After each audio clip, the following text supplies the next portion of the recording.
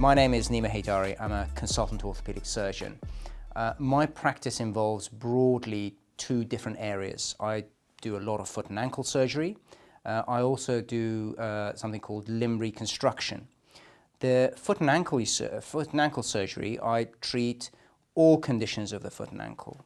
Typically, the patients that come and see me either have acute problems, so they have fallen over, they've twisted their ankle, they have done something to the foot, they've been running and they have pain either in the front of the foot, underneath the heel, around the ankle, or it is a problem which has been insidious. It's been coming on over a number of months, sometimes years, and they've put up with it, and then they make a decision to come and see me.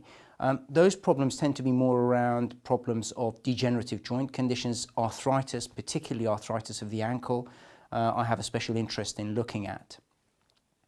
With regards to limb reconstruction, that's something which involves correcting deformities. There are individuals who have got acquired deformities from broken bones that have healed with a bend in them, or they have developed deformity over a period of time because they have a problem in a joint, which has meant that the leg becomes bent.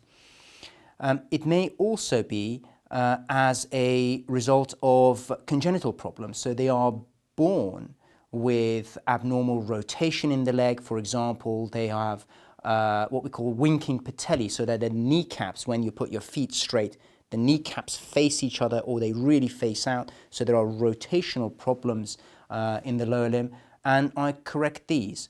Of course, these only need to be corrected if it turns out they're causing a problem and causing symptoms. And there are a variety of ways that we can correct these deformities. One of the main things is that although I'm a surgeon and I like operating, it's really important that surgery is reserved for cases where non-surgical treatment has not worked. Physiotherapy is incredibly important.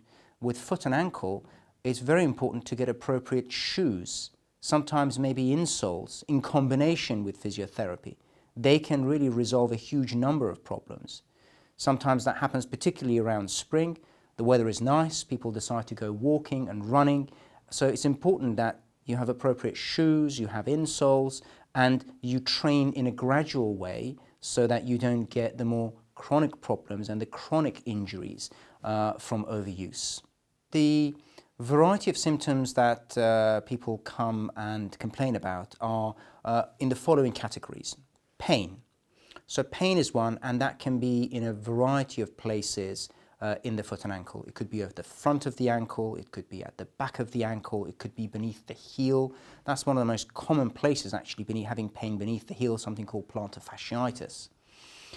They could have instability, so constantly going over on the ankle.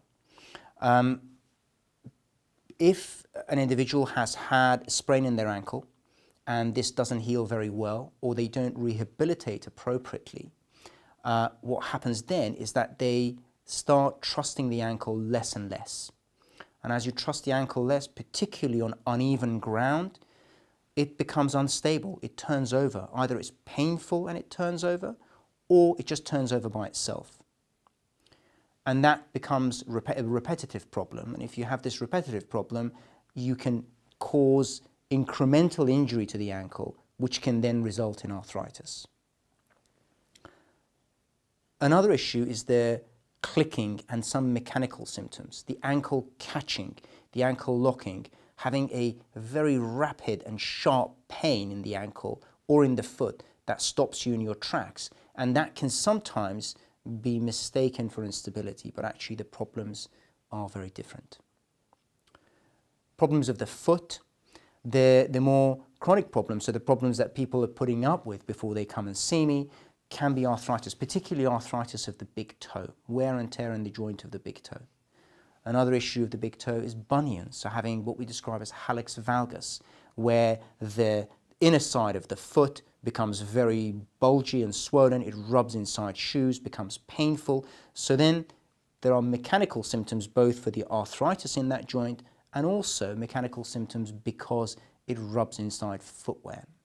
At the first consultation, I go through the story. It's really important because more than 90% of the diagnosis is actually gleaned by really listening to their patient's story, asking searching questions to identify what the symptoms are exactly, how it affects their lives, as well as understanding other comorbidities, any other medical condition that the individual has that will have a bearing on the eventual treatment. Then I examine the foot and ankle, and that involves sometimes even taking the trousers off or the skirt off, so because the alignment of the entire lower limb has a bearing on some of the pathologies and some of the problems that I see in the foot and ankle. So that requires me to look at the limb, to examine it, to feel in various places, to identify and pinpoint where the pain is, look at the stability of the joints and so on. Once those are done, it is then really important to get what we call diagnostic imaging.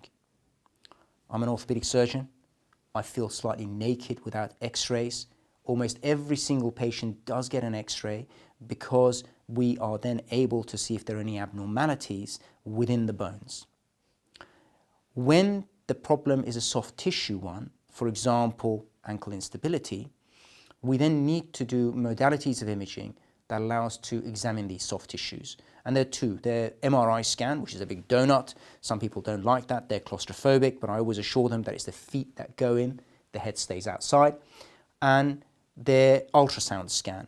So those are the two modalities that I then use to assess the soft tissues. In more complex circumstances where there are complex deformities, I would do a CT scan as well. Okay, so and the CT scan is very important for picking up complex fractures of the foot and complex deformities of the foot.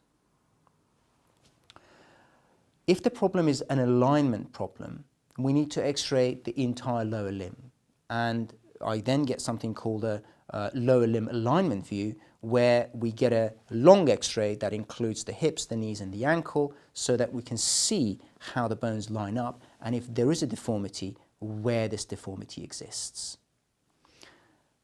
They go off and have these investigations, and then they need to be reported. So these investigations are reported by my radiologist colleagues. There are a handful of radiologists that I know very well. They know what I need from my investigations, and I also trust the reports that they give me.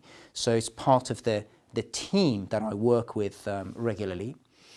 And once these reports come back, then we arrange another consultation. Now that consultation can sometimes be remote, because I've already examined the patient and I know what I have found from there, and I make detailed notes, and then we put it together with the results of the investigations. At that stage, if necessary, we decide on the appropriate treatment. More than 90% of my patients require physiotherapy, referral to a podiatrist, or just simply allowing time for some of the things that are going on to settle down.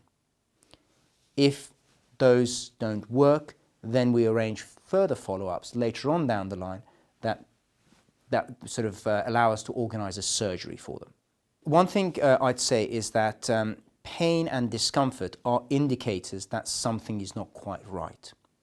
And that requires the process that I've just spoken about with regards to a professional who knows the various problems that can be the issue, to investigate to see, is this something which is associated with a correctable problem, and are you injuring yourself more by ignoring these pains?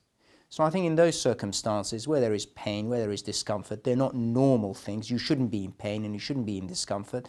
So do go and see your GP, get a referral to an appropriate specialist, and book and come and see us, especially at the London Independent.